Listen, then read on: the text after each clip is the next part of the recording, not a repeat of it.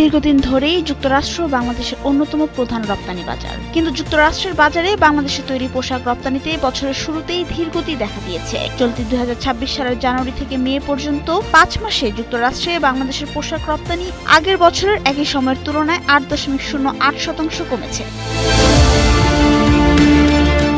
রপ্তানি উন্নয়ন bureau EPB জানায়, 2025-26 অর্থবছর শেষে যুক্তরাষ্ট্রে বাংলাদেশের মোট রপ্তানি আয় 4% বৃদ্ধি পেলেও বছরের প্রথম মাসের পোশাক রপ্তানির চিত্র উদ্বেগজনক। বিবিসির এক প্রতিবেদনে এ তথ্যও তুলে ধরা হয়েছে। যুক্তরাষ্ট্রের বাণিজ্য দপ্তরের টেক্সটাইল অ্যান্ড অ্যাপারেল অফিস অটেক্সের সর্বশেষ তথ্য অনুযায়ী এ সময় বাংলাদেশ যুক্তরাষ্ট্রে $3.245 বিলিয়ন তৈরি পোশাক রপ্তানি করেছে। রপ্তানি কমলেও দেশটি যুক্তরাষ্ট্রের বাজারের দ্বিতীয় বৃহত্তম পোশাক রপ্তানিকারকের অবস্থান ধরে রেখেছে। একই সময়ে প্রতিযোগী দেশ কম্বোডিয়ার রপ্তানি বেড়েছে 14.90% এবং ইন্দোনেশিয়ার বেড়েছে 5.49%।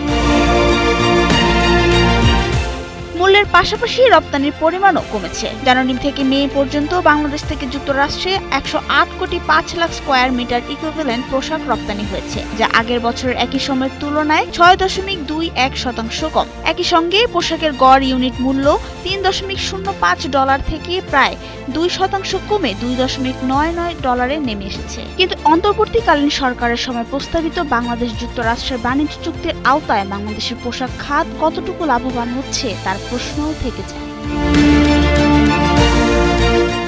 নাবিলা রহিম, সময়ের আলো।